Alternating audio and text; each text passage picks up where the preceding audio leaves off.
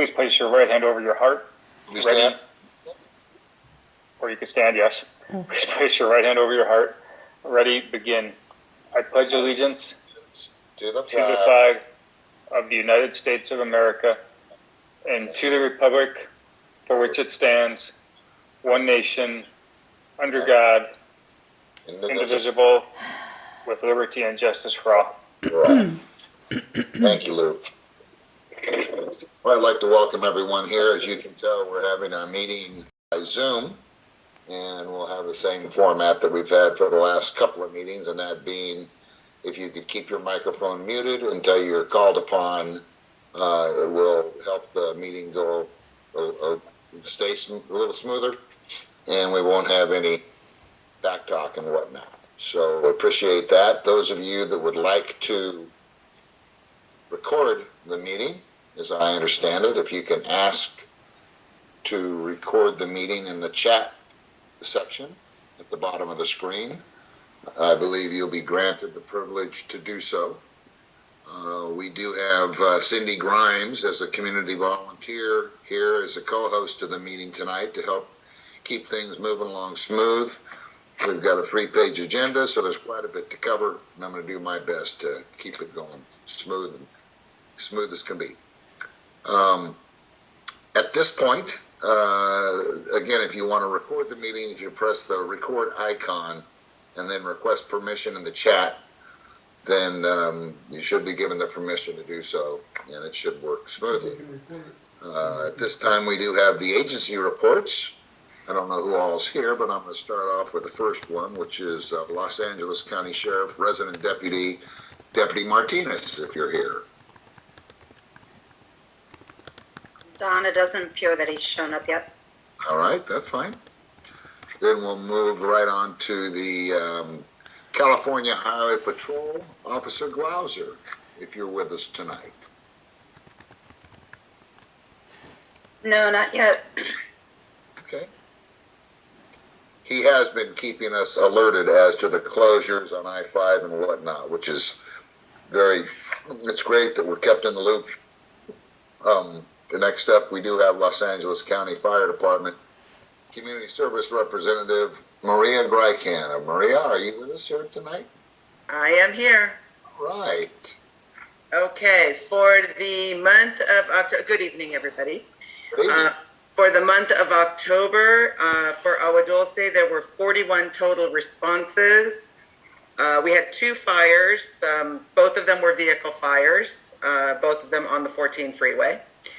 And we had 33 medical calls and 6 good intent calls. And our safety tip of the month involves Thanksgiving and cooking on Thanksgiving and just being careful to always stay in the kitchen when you are cooking in there and to stay in your home. Don't leave your home with a turkey cooking in the oven.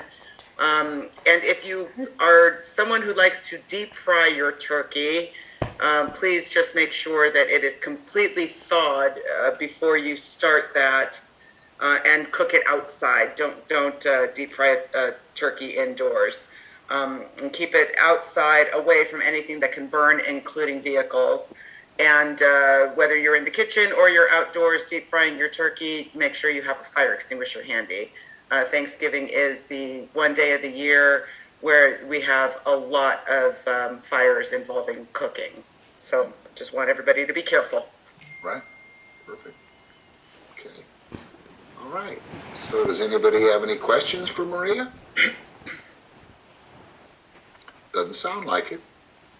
Well, thank you very much, Maria. We appreciate you being with us tonight and giving us the current report. Oh, you're very welcome. Dawn, I put a question in the chat, but I guess you didn't see it. So when will Station 81 get some sandbags? They don't have them now. They didn't have any a couple days ago. I will check on that, and I will get word out to the community. I know we had a memo that came out about how all of our stations can go about getting those sandbags. I didn't know that we had any stations that didn't have them, so I will double check on that, and I will make sure that Station 81 gets some sandbags. Thank you. You're welcome. Great. Anyone else? All right, great. Thank you, Maria. We appreciate it. Don, Deputy Martinez just arrived. Oh, good. Well, then, if he's ready, we'll go Hey, straight. Don, can you hear me? Yes, we can. Loud and clear. Okay, sorry about that. I don't know why my computer's not letting me log on. I had to go on my phone.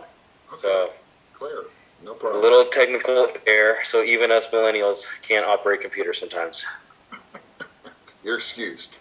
Thank you. All right. So I got good news for the month of October. We had 0 Part 1 crimes and 0 property crimes. We haven't had that for a while. Wow.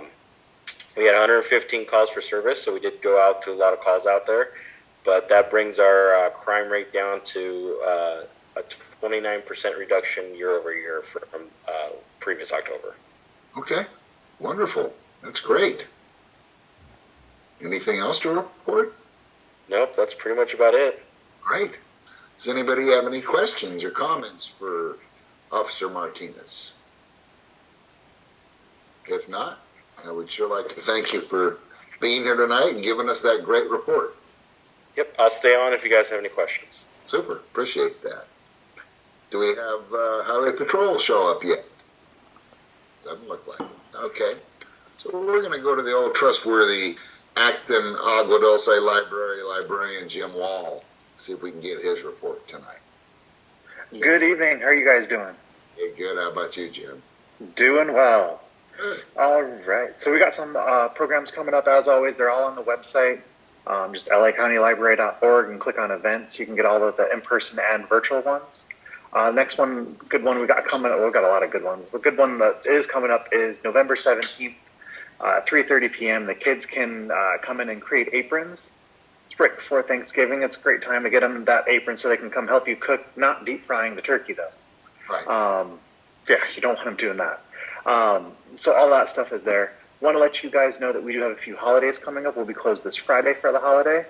And then also Thanksgiving and the day after Thanksgiving, we're closed. We are open this Saturday after Thanksgiving, so you can get your library fix on that day.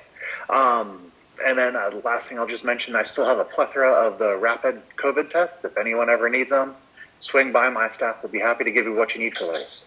Okay. And those are free. Perfect. Fantastic. Then unless anyone's got questions for me, that's what I got. Okay. Anybody have a question for Jim? Checking it out. I don't see any. We got 2 in the chat room, but I don't think that pertains to you. So I think that concludes it, Jim. Thank you very much. We appreciate the update. Thank you. Have a good night. If we don't talk to you, have a good Thanksgiving. You too. All right. Great. Next up, we have 5th District report from Stephanie English. Stephanie? Hey everybody, how you doing? Great. Post-election, everybody's surviving. Yeah. As you all know, probably if you want to look at the election results that have come forward so far, you can go to lavote.gov.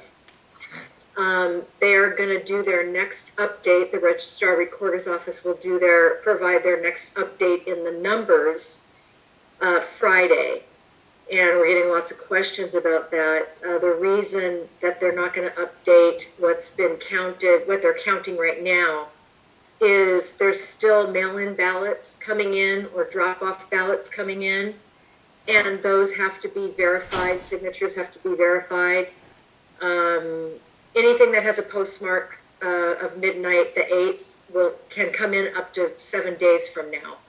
So they're waiting to get they're processing a bulk of those now, checking signatures, and they'll update when they have a bulk ready to go, if that makes sense. So they don't want to do them, 50 by 50, because it's not going to be enough of an indicator of where the various races are going. So if you go to lavote.gov, you'll see that the numbers and the percentages for each of the races is holding until they get in and provide a bulk verified vote. So Friday we'll know more. On November 1st, the supervisor had a motion before the board related to Cali Lakes. I think most of you are familiar with the RV park there. The background is the State Department of Housing and Community Development, HCD, which has jurisdiction of the RV parks, and the county has jurisdiction over land use and zoning. So in June of 2000, the county approved a CUP, a conditional use permit, for the RV park, which allowed for 47 spaces and short-term use, short-term RVs that were not, it was not never intended to be a permanent location for RVs to live and park there for extended times. It was not supposed to be longer than 90 days. And part of the reason for that is that that site is actually in a very high fire severity zone, and it's in a flood hazard zone. In 2018, the county became aware of the illegal grading and unpermitted improvements at Kelly Lake, and the fact that they had expanded their capacity to 103 RVs. And in fact, it was being used as a permanent and long-term housing location. The owner's been working to resolve some of the violations. He submitted a new application for the CUP, which expired in 2020. And HCD is requiring the owner to comply with the drawdown requirements, go back from 103 spaces to 47 spaces. There have been quite a few individuals and even families, young families, that are living there.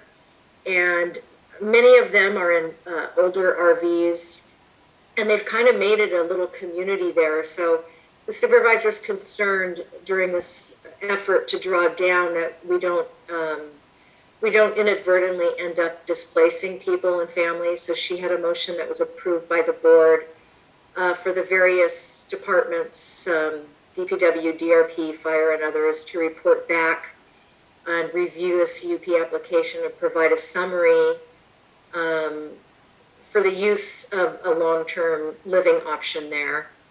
The motion also instructs homeless services departments and LACTA and LASA to report back in 30 days about homeless prevention and where we could potentially relocate people.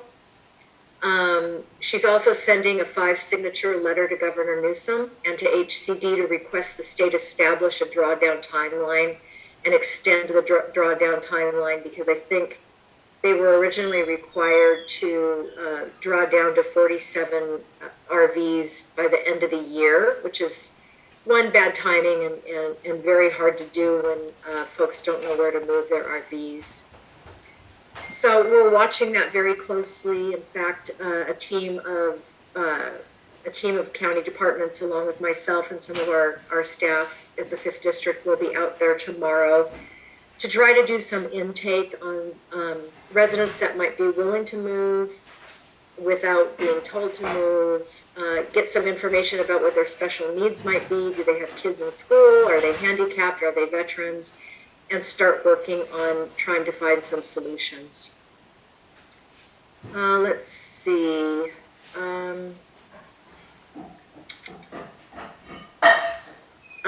Supervisor Barger and Supervisor Hahn on November 1st also had another motion to assess the current challenges within the LA County Fire Department, to explore opportunities to strengthen operations, strengthen resources, and make some operational changes. The motion directs the CEO to work with the department and HR and labor partners to report back on the assessment of the challenges related to workers' compensation, recommendations to help employees return to work in a safe and timely manner. This includes overview of best practices from other jurisdictions as well. The motion also asks for an overview of current training and hiring practices, including an assessment of the Recruit Academy process and how to enhance the pool of qualified candidates. And the motion asks for an assessment of existing resources that can address the budget deficit that the department has. As many of you know, this is a special district. It's not funded through NCC, Net County budget money. Let's see, most of their funding comes from property tax and a special tax. The annual budget in 22-23 was $1.5 billion. There's 177 fire stations with about 5,000 budgeted personnel. The latest projections that we have show that the department will exhaust all of its reserves by 24-25. And each year they've been using some of those reserves to close their gaps. So there's some serious challenges there. And the operational issues are primarily due to workers' comp liability and increase in employees, number of employees who are injured and on leave. Currently, they have close to 500 staff out on injury, with more than half of those being out for more than 90 days. So it puts a lot of stress on the department. Let's see, the supervisor also had a motion related to veterans and military service. Those in military service or out of military service to increase employment opportunities within LA County for our veterans, and directs Human Resources and Veterans Affairs to report back with some workforce development efforts and employment opportunities in public and private sectors and training opportunities for our vets. Some of you might know that down in the Santa Clarita Valley, the old senior center, which is on Market Street in Newhall, that the supervisor has indicated she wants to turn into an arts and veterans center. We're very excited about it. It's a long-term project. The city has asked for that property so they can open an arts center to go along kind of with the new focus that they've developed in Newhall there, the shopping and the dining. And the supervisor agreed to that, but she also wants a veterans center so our vets can enjoy that property and have a place for their services and their families and use of that beautiful property as well. And I think that's it, unless I've forgotten something or you have questions. Oh, I know one thing we wanted to talk about was, gosh, I have to look for something on that really quick. The property that we've been getting questions. Give me 1 second. What do you guys call it? It's the baseball field up there in Acton. Yeah, the Sierra Youth Sports Field. Yeah, we've been getting Crown Valley Road. Yep. Let me just look for my notes on that.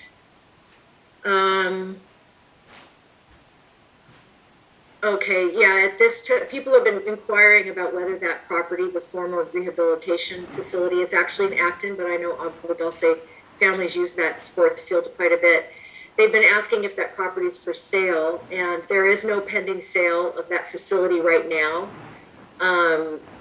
You know, the county's committed to ensuring that our assets are always well utilized for public service, but there are no negotiations taking place right now.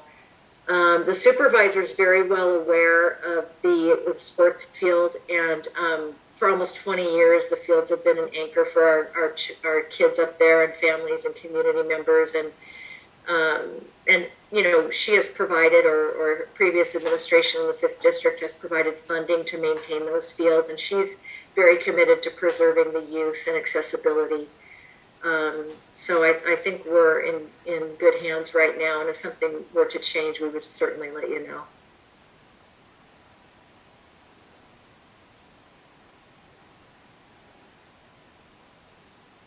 That's all for me, guys, unless you have any questions.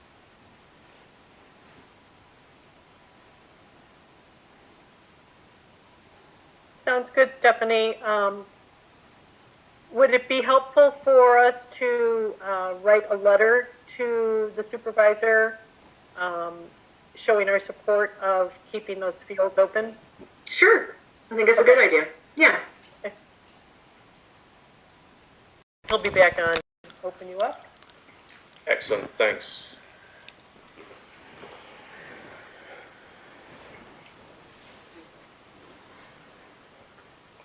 Okay. Hopefully everybody can see that. Yes, we can. Great, okay. So welcome to Season 2, Episode 3 of the Agua Dulce Residential Project. Tonight we're going to have a chat about Supervisor Barger's response to the letter that we sent to Anish Saraya on the 12th of August. We're going to chat about some of the recent applications that popped up in September that have been filed to record various large lot maps, etc. We'll recap what we sent in our letter to the State Water Resources Control Board, and we'll wrap up with some very recent issues that have cropped up at the site specific to storm runoff mitigation. So that's the goal for this evening. Sadly, we actually did have a letter which we got sent by snail mail, by USPS. Not quite sure why, because we send most of our correspondence, if not all of it, to the supervisor's office through email. But we didn't know that we'd actually got a reply at the last meeting, but we picked it out of the mailbox and had a read through it. And it really makes the following comments. So one of the first issues that we had raised with the county was the upsizing of the water system. If you remember, during the July meeting, Araceli Jaramillo from the District 37 Waterworks mentioned that they'd upsized the water system. And the response that we got when we asked for information about it was that, as was indicated in the 1994 EIR, there was a 20-inch water main along Sierra Highway and Valley Sage Road. And then in around 2005, Brandenburg-Cassulis actually downsized that to 12 inches, I think, within the property itself. DWP went through some calculations and said that, or arrived at a conclusion that a 12-inch water main wouldn't be sufficient to provide the pressure to the entire 300-home development. I still am not sure I completely agree with that, given the number of pumping stations that are around the project. And since the 2007 Supplemental Environmental Impact Report didn't override the water system provisions of the 1994 EIR, so the 2007 supplemental dealt with the wastewater plant, not the water system, then no supplemental EIR is required for this change in the water system that they've made. And what we did was we asked them for a copy of the system map and said, can we just please see, a system map so that we can see what's going on the site? And they basically came back and said, well, instead of establishing the final locations for the structures on each parcel and lot at this time, once the permits get issued, and this is what the documents say from 1994 and 2007, then the developer is going to agree to develop the property in conformance with the county code, including water ordinances. Now, forgive me for making this point, but a grading permit was issued on the 11th of July 2022, and that water main has actually been installed and it's sitting alongside Valley Sage Road, but apparently we're not allowed to see a map. So I guess they're just, eyeing things up by thumb and popping the pipes in where they feel like it. The other issue that we raised was the water source. As you know, back in 1994, the council raised various concerns about the fact that the water may come from our local groundwater, which is pretty much what's stipulated in the approved documents, but the county's reply has been that phase one won't utilise or impact the local groundwater, and it's going to be supplied exclusively by AVEC via Waterworks District 37, which is good news. I hope it stays that way. They further commented that, when we raised the issue of the county water plan with them, which allows this exporting of water from different regions, they clarified that in order to reduce the reliance on imported water, then water can come from various agency partnerships for water banking, like the AVEC is doing up in the high desert right now, extraction, wheeling, and emergency interconnections. And to address the deficit between the Acton Agua Dulce, right now it's Acton demand, but it will soon be Acton and Agua Dulce's demand, and District 37's groundwater supplies, which are predominantly from the Acton Agua Dulce groundwater basin. All new developments, including phase 2 of the Agua Dulce residential project, have to secure a reliable permanent water supply from AVEC. Now, I just want you to pop that one in the back of your minds, because it's going to come up again when we talk about high-speed rail a little later on in the meeting. But what they're saying is that any development here in Agua Dulce of this nature has to get water from AVEC. In terms of the wastewater entitlement, we raised the issue again that the supplemental effectively replaced the previous approval of septic systems and an off-site wastewater treatment plant with a requirement to use an on-site plant across all units. And they reverted to the same response that we got to the May 2nd, to the March 18th letter we wrote earlier this year. And they indicated that when the wastewater treatment plant becomes available with phase 2, the phase 1 septics will be abandoned. And that's essentially what was stipulated in the 1994 EIR. We raised the issue about the fact that additional residences have been built along Valley Sage Road and elsewhere between this project and the nearest highway, and therefore the project phase 1 doesn't appear to conform to section 2124 of the code. They replied that LA County Fire Department has determined that the primary access is adequate, and adequate is their word, not mine, and complies with 21/24/20. It doesn't say when LA County made that determination. It might well have been from 1994 or 2007 before these additional residences were built. We mentioned the phase 1 grading restriction and said, hey, look, you've given a permit for phase 1, and that's a huge amount of dirt, 1.9 million cubic yards out of a total of 3.75 million cubic yards. And we want to make sure that the grade and fill that you do stays within the boundaries of phase 1. And they've said, yeah, we're going to do that. There's going to be some spillover on the boundaries between phase 1 and the second phase of the project. If it gets beyond that, then the developer will be cited by the county.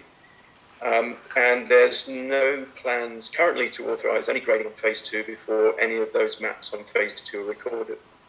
The reason that there's such a discrepancy, apparently, where we've got almost 50+% of the grading volume going into phase 1, is that phase 1 apparently has more steep terrain involved, and therefore there's more dirt to move, and phase 2 has a large number of open spaces and trails within it. We raised the issue of the dispute between Valley Sage Road residents and the developer over the easements. They basically replied and said the grading for Sunset Way, which is a street that appears within that easement area, requires no additional easements, and any easements necessary for the water main installation on Valley Sage Road have been secured. Now that is actually not really an answer to the question that we posed. I mean, if there had been no need for this easement between Valley Sage Road residents adjacent to the project and the developer, the county would never have asked them to get them in the first place. So that's kind of a half answer at best. We also raised the issue of suitable bonds. I hope everybody can hear me. My internet connection is apparently unstable according to my Zoom call. We can hear you loud and clear. Great. So what they basically said is, look, the reply that you got from Department of Public Works, Public Records is correct. We gave you a copy of the 2002 multiple agreement and the bonds and the grading permit letter of credit that was signed in July this year. Section 16 of the multiple agreement requires the successors who inherit this project to be bound by these terms, and Article 15 of the agreement allows us to extend it, and we did that in June of 2021. The current developer paid for that, and if you remember, that June 2021 extension is the one that they couldn't find a copy of. Again, the tenor of this, Public Works is following up with developer to stress the need to execute a replacement multiple agreement and to provide the replacement bonds. I'm pretty sure if you made a phone call right now to Travelers Insurance in Minneapolis, they would probably tell you that those bonds are long gone. So this reply gives me no comfort that any of those activities beyond the grading, but particularly with respect to the water pipe, are actually bonded at this stage. So again, a half answer at best. The other question that we posed was, you've got an extension coming up. Remember, we wrote this back in August, and the regional planning can decide whether they want to give an extension for the final 12 months until October 2023. the county said that they're restricted under state law in their ability to deny extension requests, which must be based on specific and objective health and safety reasons. So building 300 homes in a rural, very high fire hazard severity zone, which probably wouldn't get approved if it was proposed today, during an extended drought based on assumptions in an EIR from 1994, apparently isn't an objective safety reason. So again, I think, they're finding every reason to do this as opposed to take a step back and look at it proactively and decide what really is appropriate here. We wrote to regional planning, really raising our concerns about this revised tentative tract map. Remember, we put a public records request in early September, and we didn't get any disclosures until late October because they needed to redact information. So the first issue we raised was that the 1994 CUP actually prohibits recording of anything beyond the first 68 homes until the secondary street access is provided to the satisfaction of regional planning and public works. Now, the reply that we got was that the revised tentative vesting tract map approved in 2007 superseded the approval in 1994. Now, this is interesting because on the one hand, they want the 1994 approval to stand when it comes to the use of septic systems for the first 68 homes, which was actually superseded by the 2007 vesting tentative tract map approval. But they want the restrictions that were placed out there in 1994, which basically said anything after the first 68 homes has to be done after you've got a secondary access sorted out, which makes a lot of sense because that title that we talked about earlier, it limits that number to 75 homes in total, I think, between the closest highway to meet those fire entry and exit regulations. But the developer has actually requested this large lot parcel map and the phasing plan, and they've done that for lease and financing reasons. So again, I don't have a full picture of what was given. I've got some of the diagrams, I've got some of the discussions that were released recently, but I can't really comment on the lease and financing component. But it did appear that the developer here is quite capable of funding this from their own means. The second issue we raised in that letter to regional planning was that the final EIR limits the issuance of building permits until the sewage treatment capacity. And therefore, if you go and start approving lots beyond those first 68 homes, you would be in breach of that because right now there isn't an adequate sewage treatment capacity. There's a conceptual plan. For anybody who went along to the October 20th regional planning hearing, where they granted that final 12 months, you would have heard the developer's legal representative, Mr. Braley, explain that they've engaged somebody, but he couldn't quite give a firm projection about when that might be finished, which I think is pretty telling. It certainly didn't get done in the last 7 years, and I don't think it's going to get done in the next 11 months. If the developer submits a new application to request a large lot map, this will not result in segmentation because it's for lease and financing only. It seems that this may be an attempt to circumvent the essence of that that component of the final EIR. And we should probably watch this pretty closely. The third issue was that, you haven't got a wastewater treatment plant and you've never produced a plan for it that anybody can, make some firm understanding about what the environmental impact of that plant will be. And a minor map amendment requires you to indicate that, the change that you're making will not have any impact on the environmental aspects of the project. And obviously, if you're going to go and record a map that has the wastewater treatment plant on it that nobody knows the environmental impact of, then it seems difficult to use that waiver. But again, the county came back and says, look, we're responsible for reviewing those wastewater treatment plants, and it's part of the approved project, and there's no changes being proposed at this time that would add or increase the environmental impacts, or even explain what they would be to begin with, because this is a finance and lease map project by all accounts.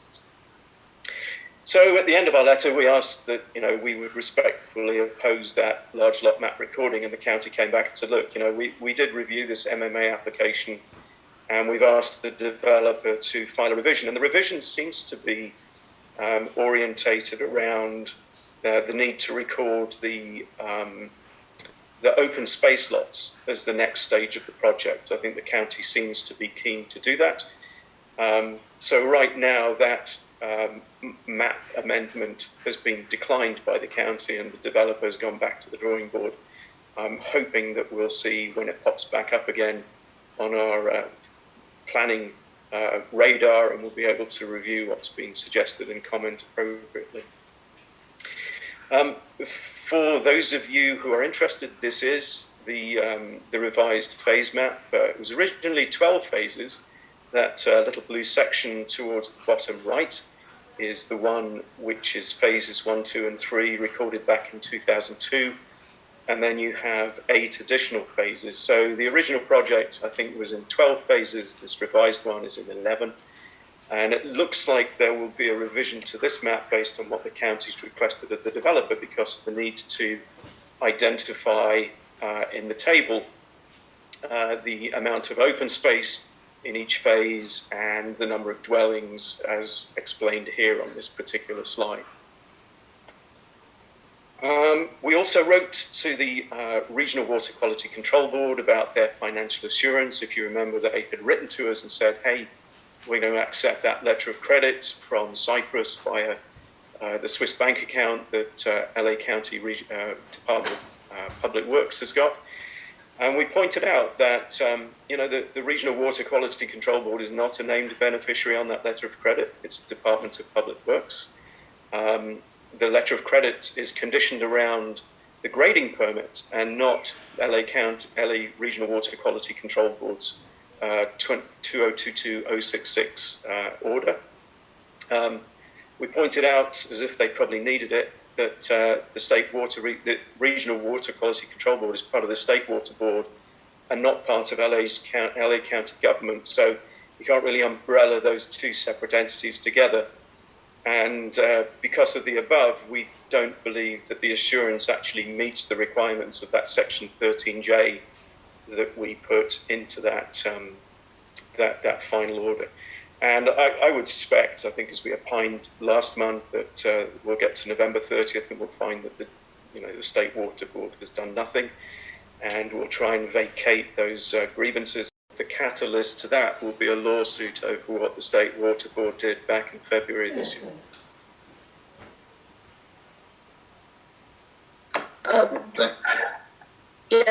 Chris, my name is Peg Spry. I have been around a while, and I am concerned that, well, first of all, let me thank you for what you're doing. This is a project that some of us have been involved with since the Pratty pig farm and so on. And I know Don's been around a little bit longer than I have, but not too much longer. Anyway, I am concerned, and it's a minor concern for you at this point because there are so many other greater concerns. But it does not look that in this first project that the lot dimensions are conforming to the CSD. There are very specific lot dimensions of width and length. These look like long, narrow lots, and that was definitely not part of the Community Standards District. And Don, what is your thinking on that? Well, the problem is they're accepting the 1994 drawing of the lots, and I believe that I don't know how they line up with the current CSD, but well, I believe that those lot dimensions precede 1997 in the CSD.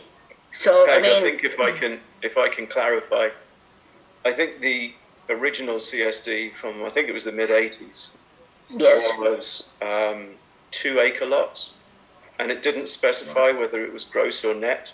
So what this developer did was he split these lots up into 2 acre gross lots, and then put the roadways and the sidewalks into those lots as well. So they're slightly under 2 acre net. And I think as a result of that, the council then went back and revised the CSD, and I think it's currently 2.5 acres, if I'm not mistaken. And Well, it's not the over acreage. It's a dimension of a lot. It's the width and the length of the lots. Yeah, a couple of in the recording of the lot, the first phase in 2002, the developer, and I remember reading this, but I can't tell you exactly where it is, but the developer was required to go back and adjust the lot sizes to conform to those dimensional requirements. Okay, and all right, so you stay on top of that, because we don't want a long, narrow one right on top of the other. That was the whole point of the lot dimension and the CSD. But thank you again for all that you're doing, and I am staying apprised of what is going on, because this is something that is very, very important to me, because once we have lost ruralness, it will never come back. And this project is definitely taking away our ruralness. Thank you again for all you're doing. You're welcome. Thank you. Thank you, Peg. Any other comments or questions for Chris pertaining to what the presentation tonight was involved with? I have a question. I don't know if you can hear me. Yeah. I can hear you fine, Jackie. Hi, this is Jackie Air. I want to make sure I understood something. You said that the county now is entertaining the possibility of sort of changing the phases that will be recorded, and is entertaining the possibility of having the second phase be recorded as sort of a large lot subdivision. Of open space, yes. For just open space, or? Just open space. I think the essence of the county's rejection of this application was, hey, we want you to identify all the open space that's part of this project as part of this process. And they hadn't done that. And we also want you to identify the number of dwellings. If you go back to the 1994 approvals and the documents that were produced back then, you can see all the lot lines. And obviously what you couldn't see in 94 was the wastewater treatment plant, because it was off-site. And it does look like the next phase of the project will include, if you looked at that map, will include the location where the wastewater treatment plant is supposed to be, and also that secondary access up towards Sierra Highway. Well, that's what I'm primarily asking this question as it relates to the secondary access, because in that area, the development, once the first set of homes go in, that area will not be in compliance with the code. Whatever the county says, they're completely wrong about that. Yeah, I'm in violent agreement with you. Yeah, but I just want to understand, did the county give any rationale for indicating its inclination to approve the second phase without the secondary access developed? Yes, because according to the county, it's purely a recording for finance and lease purposes. No, it's a subdivision. It's a recording under the subdivision map back. So I get that, but you know, So I gave you verbatim what the county wrote back to us, which is why I suggest that their lawyers go back to law school. Did they cite any section of the map act relating to that reasoning? No, you've got verbatim in the slides what we were given as a reason why this should be allowed. Okay, and it is really important to keep hitting on this, and so I'm glad you did, the issue about the 20-inch main, which will carry over 10 million, can carry over 10 million gallons a day. So yeah, we'll get to more of that when we get onto the high-speed rail discussion. Okay, thank you. You, Jackie. Yes, Don, I have another question. Yeah. In the open spaces, are there going to be catch basins? Because that it is on a hillside, and I do know that there are catch basins required. Yes, there are. I don't know the answer. Okay, because that would be important, because that would certainly, the catch basins are required to slow down the erosion from wastewater. Yeah, I mean, certainly Acton Town Council should be particularly concerned about this because we're heading into winter. You know, those hillsides have been grubbed or denuded of their vegetation, and a decent rainstorm will bring a lot of that somewhere. And the last time we saw a decent rainstorm on those hills, it ended up in downtown Acton in a big mess back in 2017. So, Jackie, I think, you know, just please keep an eye on this on behalf of your constituents. Well, on this issue, I think it's really important for everybody to understand the implications of detention basins, retention basins, and sediment basins. When the county standard development policies are to include concrete V-ditches, concrete stormwater runoff collection facilities, V-ditches, detention basins, and sediment basins, which, per their standard design, releases clean water from the basins, right? Because they're not always, it's not 100% capture, right? It's meant to capture and supposedly slowly release the water coming out. The problem is that the water is not slowly released. What happens is the water may be released from the detention basin at the outlet of the project, but there's no controls after that. So therefore it follows the natural drainage pattern, which is not slow. It is not sheet flow. Worse yet, these detention basins capture sediment and release clear water.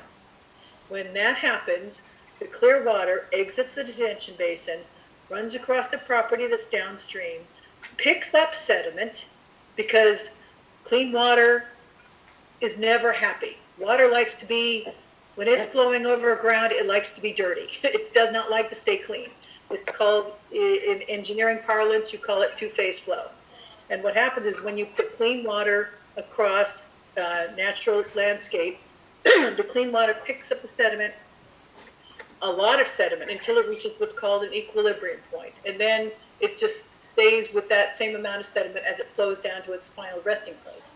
The problem is that the properties downstream of these drainage basins and detention basins become heavily eroded because the clean water picks up sediment from their property and carries it on to eventually where it goes in the Santa Clara River. And we've had some terrible problems with canyons being created up in this forecast development is one of them, because the county did exactly what they're intending to do for RTG, is put in these detention basins and these V-ditches and these concrete capture facilities, and they end right there at the property boundary and release thousands of cubic feet per second of clean water onto downstream properties that will literally be washed out. Not washed out with a mountain of mud, but washed out by clean water that will scrape out all their dirt. And we've had people lose entire backyards up in forecast homes because of the homes of the detention basins upstream. So I urge you and the Agua Dulce Town Council and the community of Agua Dulce to be aware, to keep their eye on this, and to not, I recommend that you not allow Public Works to do the type of traditional detention and retention basins that they do, because it will cause terrible downstream erosion problems, both on the folks in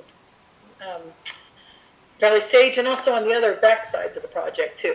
So, I think we'll struggle to get changes made to the first phase of the project. As I say, I think the inspectors from the Antelope Valley that came out recognized the problem. I think the minute that report lands on a desk at the head office, it'll just end up in a drawer or a shredder. So the only efforts that we can reasonably make are to change the detention characteristics for the second phase of the project. Okay. Thank you, Chris. I think at this point it sounds to me like they've already formed a community group called Save Rural Agua Dulce. And I think at this point, I'd kind of like to hear from them. If is Marcy? I'm here. Okay. Chris, I want to thank you. First, I want to thank Chris for all the work that he's put in, and phenomenal research and phenomenal report. Thank you, Chris. Marcy? Thanks, Chris. Hi, guys. We've been really busy at this end, just trying to keep up with everything that's going on, get our attorney up to speed on all the various moving parts to this project, dating all the way back to the beginning of time. At this point in time, just to skip totally forward, he has sent off a letter to the State Water Board, a detailed letter that has to do with our grievance and the issues that were raised in the grievance. And he's hoping to, get a response back that will open the door for some sort of negotiation or discussion rather than having to take it to court. But that path has begun. So we're there. Now, with regard to LA County, what I've learned is that in order to file a complaint against the county for some, to try to get some sort of injunction or something dealing with this project, the county has to do something that we can act upon. So since the last grading permit that was issued, the timeline of that, the date of how of when we could respond to it was right when we were getting the attorney. It all kind of overlapped, and we didn't get to act on that action. So we are waiting for LA County to do whatever their next thing will be, whether it's approving some permit or something. When there's an action that they take, we'll be able to file against it. So we're all just sitting here bouncing our knees every day, waiting for something to happen that will allow that next movement. In the meantime, like I said, the attorney is gotten fully up to speed on everything having to do with this, and he's poised to bounce when the time comes. Hang on. I wanted to give a little bit of an update on our legal war chest that we've been collecting donations on. Our initial goal for that was $10,000 to start, and so far we've collected $5,350. Thank you to all who have sent in donations. We appreciate it so much. We want to make sure we can see this through all the way to the end. I have pledges that still have to be collected in the amount of around $2,000. So if you're on this call and you've told me you're going to donate money and you haven't sent it in yet, as soon as I'm done chatting, Mary, I'd like to share my screen. I have the, if, in case people haven't gotten my emails or communication, I have donation information that I can share so people can snap a photo of it or something.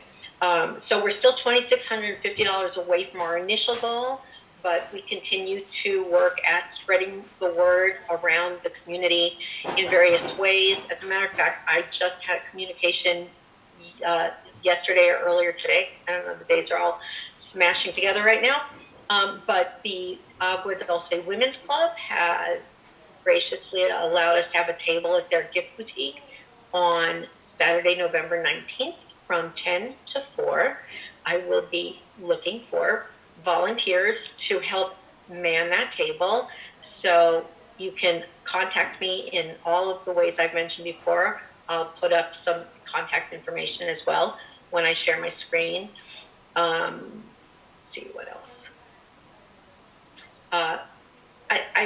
I hear from a lot of people that are frustrated. Of course, we all are frustrated. But the things that we really can do as a community are to make sure that your friends, your neighbors know what's going on. I post flyers, PDFs of flyers in the Facebook group. Please feel free to grab them, print them, email them, do whatever, get them into the hands of other people in the community that can help with this site, not just financially, but from a volunteer perspective as well.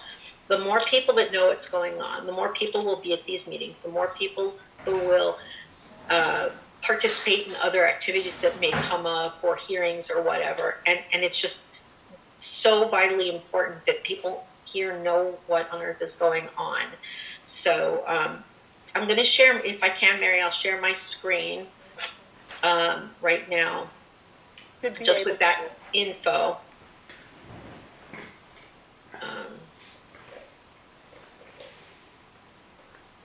Never done this before. Give me a sec. Oh no. Sorry. Okay, I guess I'm not going to do this right now. I don't want to take anyone's time, but apparently I haven't made all my settings correct. I don't know. All right. I will put the info up into the chat, and hopefully it'll be there long enough for people to be able to grab it. I'm just going to copy and paste everything right now, so it'll go up there. I apologize. I have to learn to do something new. Okay, I'm putting it in there right now. Does anyone have any questions for me about any of this? I see somebody in the chat has said, do you have Venmo or Zelle for donations? Yeah, and I have put out, I did the big thing I forgot to mention. We had some amazing news in the last couple of weeks. We have been accepted for a fiscal sponsorship with an environmental. Next up, we have incoming correspondence for action.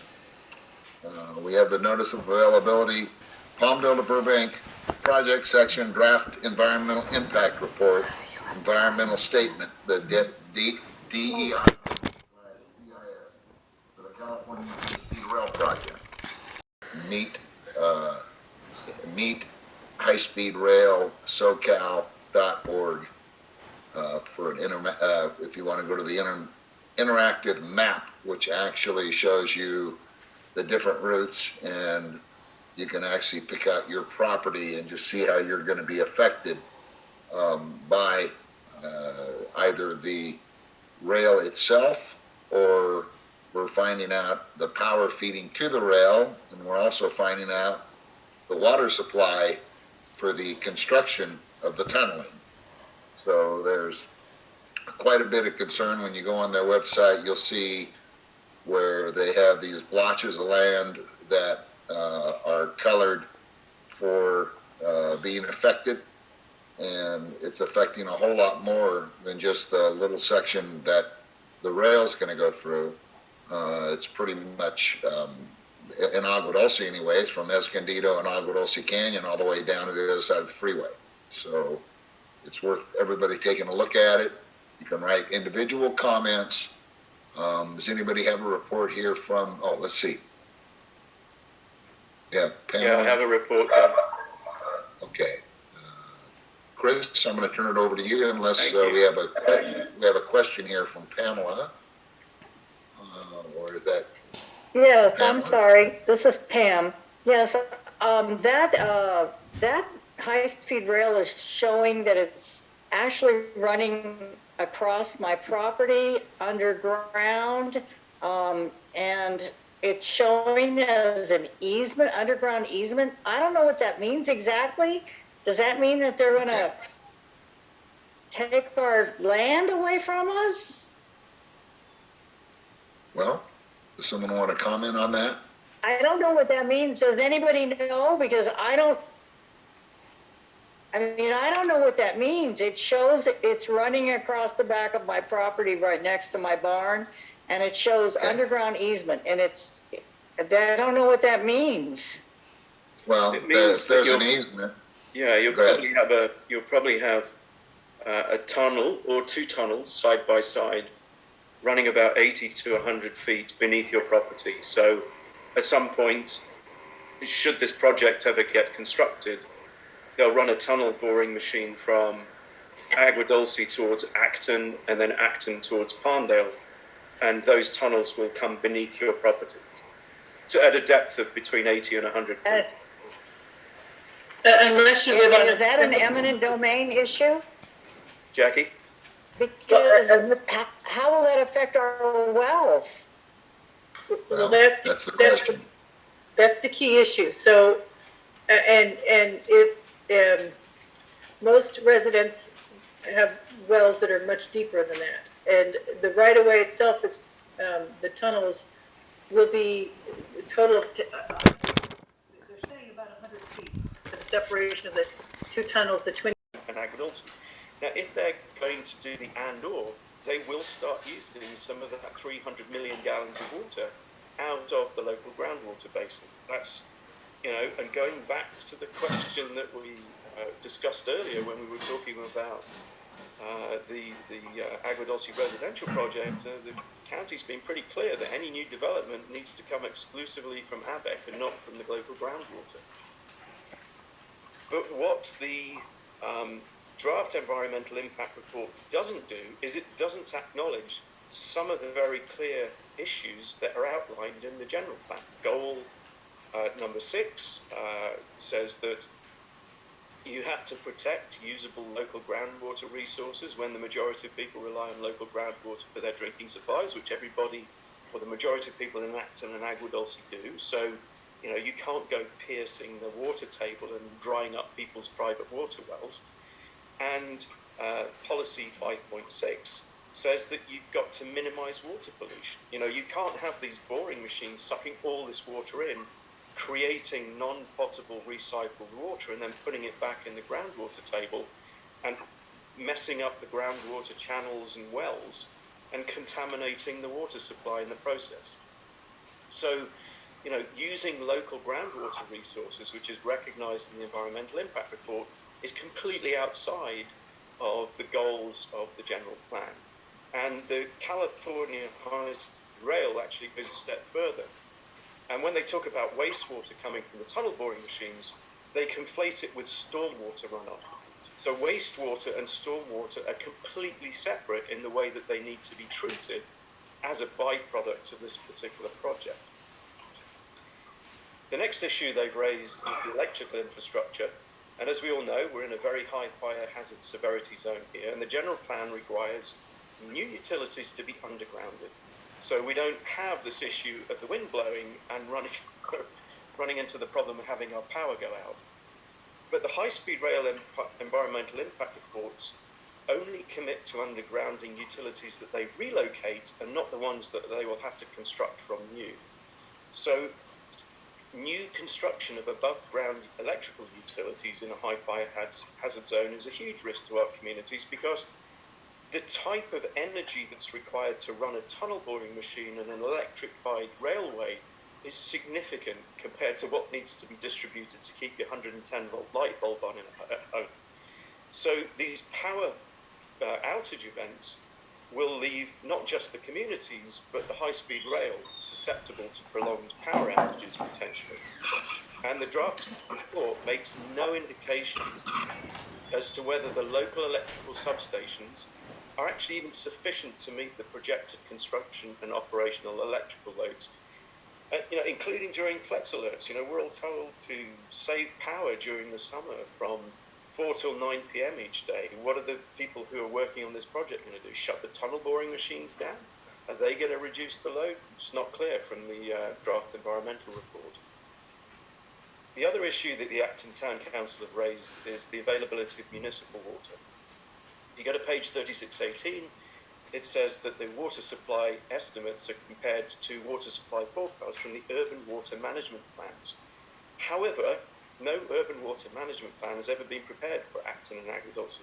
Period, end of sentence. So how can you supply estimates from a water plan that doesn't exist? The California high-speed rail doesn't have information that it needs to accurately assess the water supply estimates for about half of the route alternatives, including the preferred route SR14A and the route SR14A.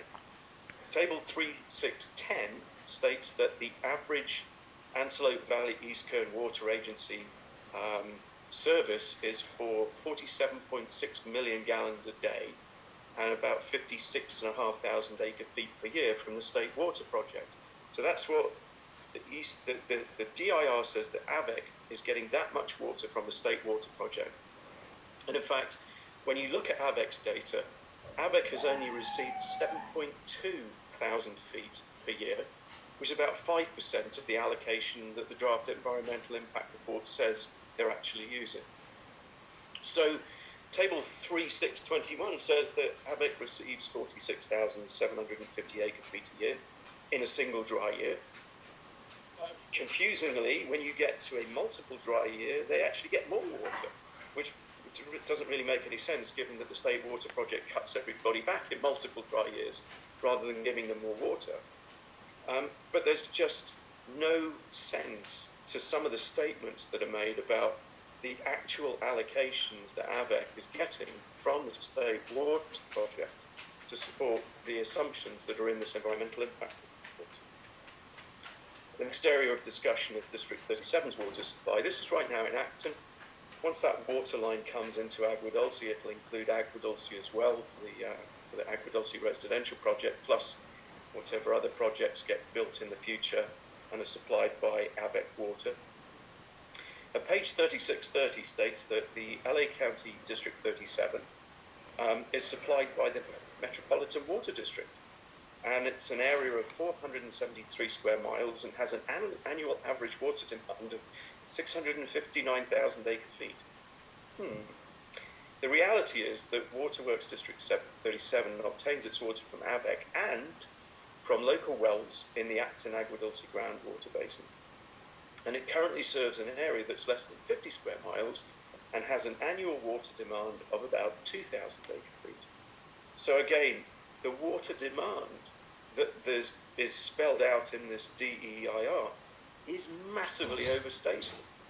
And if you look at the maps that are in the relocation and utility plan that we talked about that show this water line in Agua Dulce, there's also a water line in Acton, and that water line originates at the Acton Park, which is actually part of District 37's waterworks. It's not from AVEC.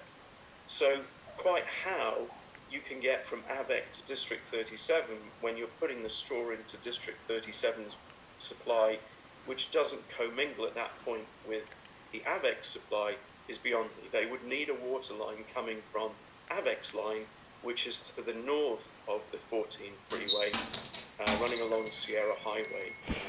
So again, significant issues there. Stormwater runoff is another issue. Jackie touched upon some of this earlier when we were talking about the Agua Dulce residential project. You know, and they talk about generally, you know, storm drain systems are more prominent in developed urban areas, in rural areas. Roadside ditches, irrigation channels, and natural changes convey stormwater runoff. Well, you know, the reality is most of our stormwater runoff from the Acton and Agua Dulce area goes into the Santa Clara River watershed. And because we're surrounded by hills on more or less every side of these communities, there's an awful lot of sediment and stuff that gets carried down the hills towards the Santa Clara River. If you drove up Sierra Highway yesterday after the rains, you would see plenty of rocks and dirt across various parts of the freeway up by the highway up by Boiling Point, all the way down to Vasquez Rocks. And these local drainage channels aren't the sort of concrete-sided constructions that you would find in metropolitan areas. But where we do in it, or where what's in it is going to be acquired from. We've seen that it's from AVEC, but we've seen AVEC's answer when we've asked the question.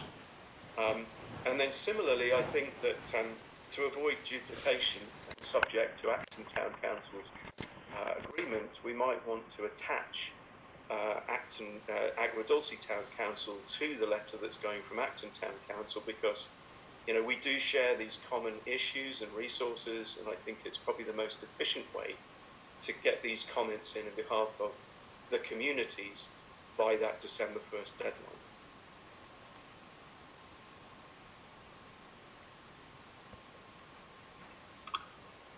All right, so it just seems to me like we're waiting on answers from them as to this mysterious water main, but what you're saying is we're probably never going to receive those by the December 1st deadline.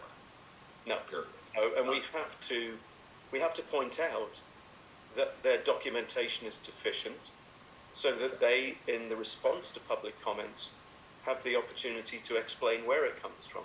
Ultimately, if they don't explain where it comes from and they approve the environmental impact report, that then becomes grounds for a CEQA suit that says you guys didn't do this sufficiently under the law, and therefore the approval needs to be held back until this issue and others presumably get resolved adequately under the law. Okay. Who exactly polices them? You know, they're the lead agency on this. You know, when you ask them a question, if they've contracted with ABEC or they've contracted with District 37, ultimately it's incumbent on them to explain, you know, what's going on. We shouldn't have to go to each of those agencies individually and prod them for answers, because obviously we end up getting the truth, which is probably not what we were supposed to get. Right. Okay. All right. So what's the council's feeling on this? Comments? Thank you, Chris, for all the research on that. Man, I'm telling you, that's a mouthful. I think Jackie has her hand up. Yes, Jackie, please. I wanted to let you know about a bombshell that High Speed Rail dropped on Thursday afternoon. I participated or put together a meeting between the Nature Conservancy and High Speed Rail because a large portion of property that Nature Conservancy owns in the Ross Strait Canyon is slated for eminent domain and basically destruction for the E-routes.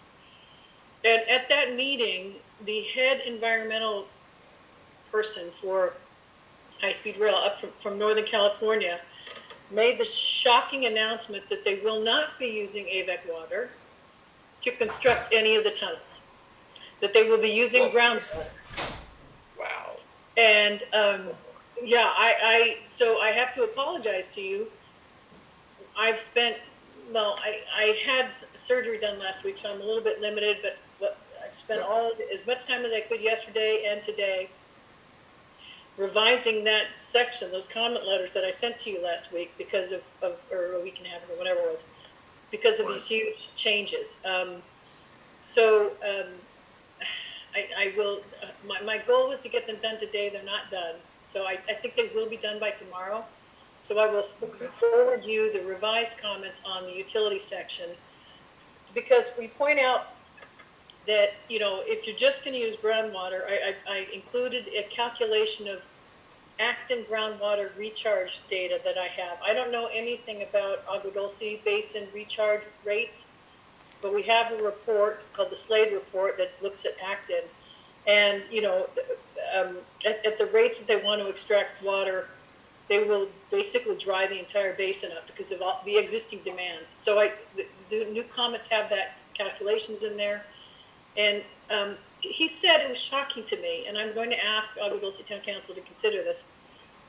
He said that it would be foolish to use drinking water, AVEC water, which is basically drinking water quality, water that is of quality sufficient to use for drinking purposes, for just tunnel boring, that they would never do that, and that is why they will use groundwater. Now, I think they got the mistaken impression that our community is opposed to the use of AVEC water for tunnel construction, which in fact, it's just the opposite. We would want AVEC water to be used to make sure our groundwater doesn't get contaminated. We have high nitrate levels, so if you take groundwater with high nitrate levels and put it in a pristine area where there are, you know, riparian habitat, like up the TNC property, that's a disaster. I know portions of Agua Dulce have high arsenic levels. So using groundwater is a disaster. So they took our comments about, you know, AVEC has all this water and it really doesn't have this water. They construed those comments to mean that we don't want them to use AVEC water, which is completely wrong. So we now have had a big boulder dropped on us. When we're trying to fix a problem, they made the problem 50 times worse. So I want to make sure you knew that, and hopefully our comments will be updated and done by tomorrow, and when they're done, I'll send them out to you immediately. But I would beg Agua Dulce Town Council to help get the message to high-speed rail that it's better to construct with AVIC water than it is to construct with groundwater. And that they have to consider the growth-inducing impacts of installing all of these 16-inch and sometimes 20-inch water mains to supply the water for tunnel development. Well, and I think looking at the numbers that Chris has come up with versus the numbers that were given at the meeting there in the library, you know, we go from 55,000 gallons per day to 325,000 gallons per day times 2, if I'm not mistaken. Yep. So that's 650 gallons. 650,000 gallons per day. You know, I mean, I looking at Acton and knowing about possibly drying up Acton's aquifer, Agua Dulce is already dry. And so I don't know where they're envisioning they're going to come up with this 650,000 gallons per day, because I think if you added up every well in town, you wouldn't come up with that kind of a figure. So anyway, that's a major bombshell, major concern. Yeah, so we really need to emphasize they have to use AVEC, and the impacts. But see, this is what they're supposed to do. They're supposed to look and say, okay, we're going to use AVEC, and we're going to buy water from them, which means they could co-opt water and take it from AVEC's customers, like Palmdale or even Acton, right?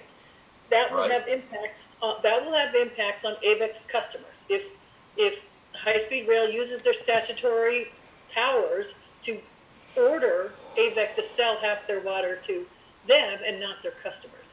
So there will be a lot of water rationing, and that's the point that we were trying to make when we said AVEC doesn't have the allocations you think they have, so you need to assess the impacts of that. But they took that comment and meant to mean that we don't want them to use AVEC water at all, which is not true. Okay. So Jackie, would you prefer that we added ourselves as a council to your letter and it comes from both councils, or that we had a separate letter that includes verbatim some of the things that you've included in yours? We're good either way. You want to do a joint letter, I'll bring it up at the next town council meeting, and I'm sure that they'll agree because we've always agreed to that sort of thing. I also have, a local who does NEPA work and a little bit of CEQA work has agreed to review our comments, you know, to make sure they have the right teeth in them. Because somebody, was it Dawn, you asked who watches them, who makes sure that they comply. The only entity, the people who make sure CEQA is complied with are you and me. It's a citizen enforced it's a citizen enforced statute. There's no oversight by any agency, unfortunately. Wow. So either way you would want to do it. Okay. All right. Okay. Jackie, a question for you. Have you heard from the Acton Agua Dulce Unified School District on, because I know they were concerned on the issues with the tunnel boring area, the window by the schools and the disruption that would result from that? Yes, actually, so we're doing this sort of a divide and conquer. I've taken over issues about noise and water and so on. Tom is going to be working with the school district on issues of transportation impacts and air quality impacts at the school sites, you know, right there in Antelope Woods. We also have a gentleman from Agua Dulce named Mike Swanson, yeah. He just sent me 2 days ago draft comments on the transportation section, which I haven't had a chance to look at. So what we've done is divvied it up. So we're trying to address those things. But I do believe Tom is coordinating with, or he's going to, if he hasn't already, Superintendent Chahakian on that issue. Because I am very grateful that the Acton Agua Dulce School District seems very concerned about this issue, both for the air pollution control concerns with respect to the trucks going by constantly, and also the transportation concerns at that most sensitive intersection in our community. Right. Right, and you guys are kind of in the mix of it. We're kind of at the tail end, but we use those schools and we use the Crown Valley Road, and it is an issue for us. So if we can piggyback onto your letter, I'm all for that.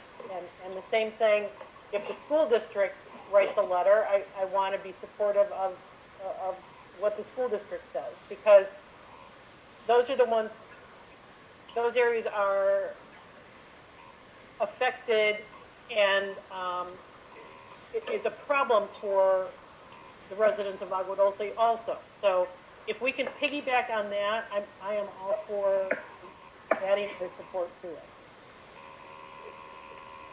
Okay. Well, the only limitation, the only concern I have is time. You know, we're going to, what we've done is we've picked up we've decided to do the biggest concerns first, so water and noise. And then we're going to get those comments out. We thought we had finished them, but we didn't. So we're redoing them. So we'll get them out to you as fast as possible. Some of the comments we might not be able to get to you in a turnaround time that you need to be able to say they're okay, but we'll do the best we can. I did also want to point out, and you can look at it up on page, it's in the noise analysis section. This project, I know people, when I have said that the project expects to have 196 trains per day through our community, and everybody calls me crazy. Well, in the noise analysis, they actually, according to the train rates that they report, there will be 462 train trips per day through the community. Wow. Yeah, just so you know. 462 train trips a day? Yes.